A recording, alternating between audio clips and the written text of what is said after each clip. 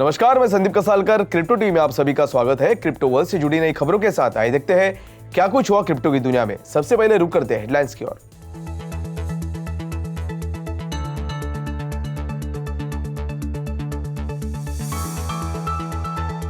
India में crypto पर ban लगने की नहीं है संभावना। इंडियन एक्सचेंज कर रहे हैं फ्यूचर ऑप्शंस की तलाश।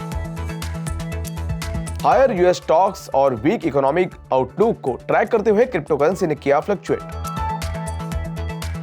सेल्सियस ने पहली बैंक करप्सी सुनवाई में माइनिंग फोकस रीऑर्गेनाइजेशन प्लान को किया तैयार। 3 एरोज पर है Polkadot developer moon beam foundation का $27 मिलियन से ज्यादा का बकाया। वेंचर कैपिटल में इन्वेस्टमेंट फर्म वॉलक्री ने बढ़ाया कदम। FBI ने इन्वेस्टर्स को दी फेक क्रिप्टो एप्स की चेतावनी।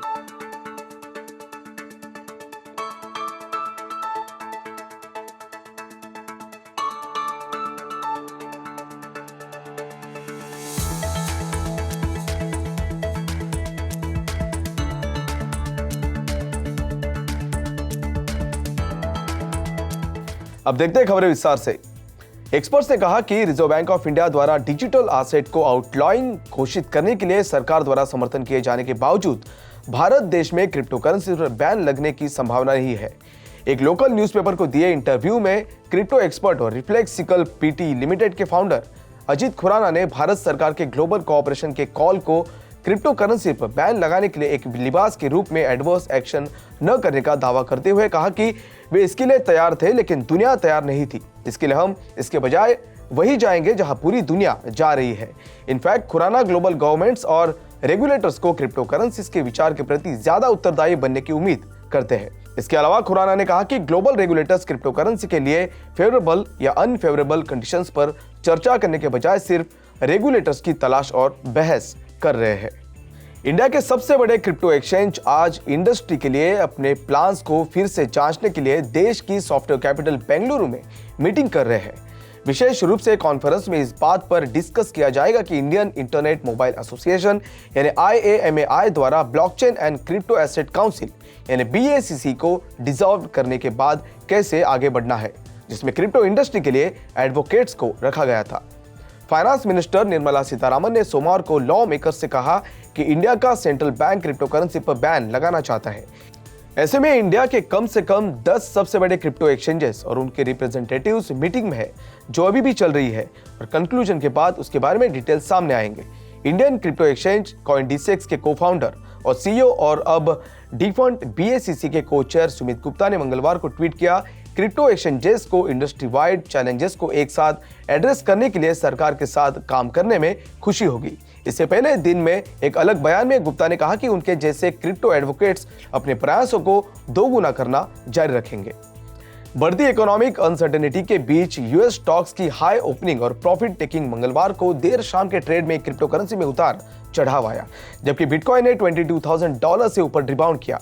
यूएस स्टॉक इंडेक्सेस ने ओपनिंग में बढ़त देखी क्योंकि इन्वेस्टर्स ने इकोनॉमिक स्टेट में इनसाइट के लिए कमाई के एक नए बैच को रिव्यू किया है। ऐसे में S&P 500 में 1%, जबकि टेक फोकस नैस्डैक कंपोजिट में 1.2% और डो जोन्स इंडस्ट्रियल एवरेज में 0.7% की बढ़त हुई। अगले 12 महीनों के भीतर यूएस रिसेशन की बढ़ती अटकलों के बीच बदलती ग्लोबल इकोनॉमिक कंडीशंस के लिए इन्वेस्टर्स कंपनीज के रिस्पॉन्सेस और बैलेंस शीट पर इंपैक्ट को करीब से देख रहे हैं। अनसर्टेनिटी को दर्शाते हुए क्रिप्टो करेंसी एक्सचेंजेस ने पिछले 24 घंटों में फ्यूचर्स कॉन्ट्रैक्ट्स में नियरली $610 मिलियन के पोजीशन को लिक्विडेट किया है। हालांकि हालिया उतार चढ़ाव तब आया जब इन्वेस्टर्स ने अपनी शॉर्ट पोजीशन को कवर किया, जो पहले दिन में $400 मिलियन तक जाते हुए देखी गई थी। इन सब के बीच बिटकॉइन ने हाल ही में पिछले 24 घंटों में 0.3% की गिरावट के साथ $22,100 पर ट्रेड किया है, जबकि ETH ने उसी समय के दौरान 4.4% की बढ़त के साथ अराउंड $1,545 पर ट्रेड किया है। वहीं दूसरे सभी मेजर ऑल्ट कॉइन्स ने भी मिक्स ट्रेड किया है। पिछले हफ्ते सेल्सियस ने सदर्न डिस्ट्रिक्ट ऑफ न्यूयॉर्क यानी SDNY में चैप्टर 11 बैंक करप्सी प्रोटेक्शन के लिए फाइल किया। सोमवार को अपनी पहली बैंक करप्सी सुनवाई के दौरान कंपनी के अटॉर्नीज के अनुसार सेल्सियस पर 500,000 क्रेडिटर्स के $5 बिलियन से अधिक का बकाया है। सेल्सियस के पास एक बैंक में $170 मिलियन कैश भी है, लेकिन इसकी बाकी असेट्स $720 मिलियन के माइनिंग इक्विपमेंट, $620 मिलियन के आउटस्टैंडिंग लोन्स और $450 मिलियन की दूसरी एसेट्स में है। CEL टोकन, जो कि कॉइन के पूरे मार्केट वैल्यूएशन से कहीं ज्यादा वैल्यूएबल है, जिसकी वैल्यू डॉक्यूमेंटेशन के अनुसार $600 मिलियन भी है। फर्म्स ने दावा किया कि ज्यादातर गिरावट क्रिप्टो प्राइसेस में गिरावट के कारण हुई, जिससे इसके एसेट्स $12.3 बिलियन कम हो गई। सोमवार को सुनाई के साथ ही CEO एलेक्स माशंस्की के 61 पेज की डिक्लेरेशन के साथ कई कोर्ट डॉक्यूमेंट से संकेत मिलता है कि सेल्सियस के अपने नुकसान की भरपाई करने की योजना पूरी तरह से अपने Holi own mining subsidiary Celsius mining के प्रोजेक्टेड फ्यूचर प्रॉफिट्स पर निर्भर है। सेल्सियस के बैंकरप्सी की प्रोसीडिंग्स में दूसरी सुनवाई 10 अगस्त की सुबह होगी। कोर्ट के डॉक्यूमेंट्स के अनुसार 3 एरोस कैपिटल यानी 3AC पर ब्लॉकचेन डेवलपमेंट लैब मूनबीम फाउंडेशन के स्टेबल कॉइन्स में $70 मिलियन से ज्यादा और मूनबीम द्वारा इश्यू टोकन्स में $10 मिलियन का बकाया है। 20 सितंबर 2021 को मूनबीम फाउंडेशन और 3AC के बीच एक एग्रीमेंट हुआ। 3AC ने 12% इंटरेस्ट रेट के साथ एक ओपन टर्म लोन लिया। अलग से मूनबीम ने 3AC को नेटवर्क की मून रिवर यानी MOVR और ग्लीमर यानी GLMR टोकन्स के लिए लिक्विडिटी कंसल्टेंट के रूप में हायर किया। Moonbeam Polkadot based smart contract network है, जो पोल्काडॉट और इथेरियम नेटवर्क के बीच इंटरऑपरेबिलिटी को इनेबल करता है। 3AC में 10 मिलियन से ज्यादा GLMR टोकन और 200,000 MOVR टोकन है। इन्हें 15 जुलाई तक मूनबीम को रिटर्न नहीं किया गया है। इनकी वैल्यू करंट मार्केट रेट्स पर लगभग $10 मिलियन है। लिक्विडिटी कंसल्टेंसी की शर्तों के तहत 3AC को मूनबीम द्वारा 2 टोकन के लिए नए मार्केट्स को खोलने के लिए कमर्शियली रीजनेबल एफर्ट्स करने का काम सौंपा गया था। साथ ही फंड मार्केट एनालिसिस भी करता है और टोकन के लिए ट्रेड करने के लिए नए सूटेबल एक्सचेंजेस का सुझाव भी देता है। इन सब के बीच डॉक्यूमेंट से पता चलता है कि मूनबीम ने कंसल्टेंसी सर्विसेज के लिए इंस्टॉलमेंट में 6 महीने के फीस के रूप में 3AC को $90,000 की अमाउंट पे किया है। क्रिप्टो इन्वेस्टमेंट फर्म वॉल्क्री ने एक plan $30 million venture capital fund के साथ वेंचर कैपिटल में आगे बढ़ रही है, जो इजराइल में अर्ली स्टेज स्टार्टअप्स पर हेवीली बेट लगाएगी। वॉल्क्री ने cyber security oriented Israeli VC team 8 के फाउंडर और फॉर्मर पार्टनर वेटरन लुइस पेड्रागोसा को लाया है। रिपोर्ट्स के अनुसार इजराइल का क्रिप्टो स्टार्टअप सीन एक वैक्यूम में समाप्त हो गया है और देश के बढ़ते टेक एंटरप्रेन्योर लैंडस्केप के बावजूद फंडर्स, फाउंडर्स और बिल्डर्स सभी क्रिप्टो को अवॉइड कर रहे थे। वॉल्क्री शुरू में क्रिप्टो रिलेटेड स्टार्टअप्स में $250,000 से $1 मिलियन का इन्वेस्टमेंट करेगी, ज्यादातर behind the scenes infrastructure companies में जो क्रिप्टो बिजनेसेस को स्मूथली चलाते हैं।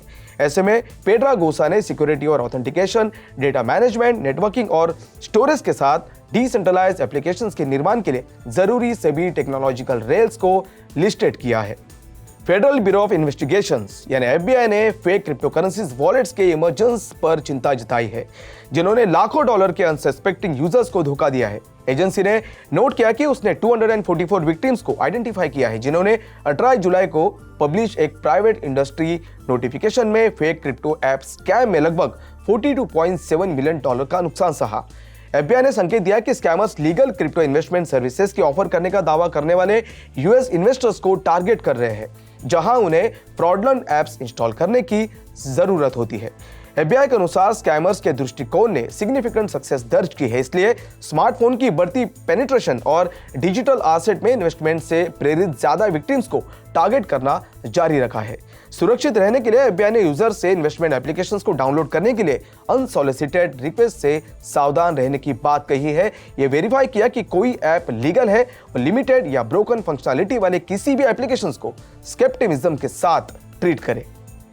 तो आज के लिए बस इतना ही। क्रिप्टो वर्ल्ड से जुड़ी नई खबरों के साथ बने रहिए क्रिप्टो टीवी के साथ। तब तक के लिए मैं संदीप कसालकर आपसे विदा लेता हूं। नमस्कार।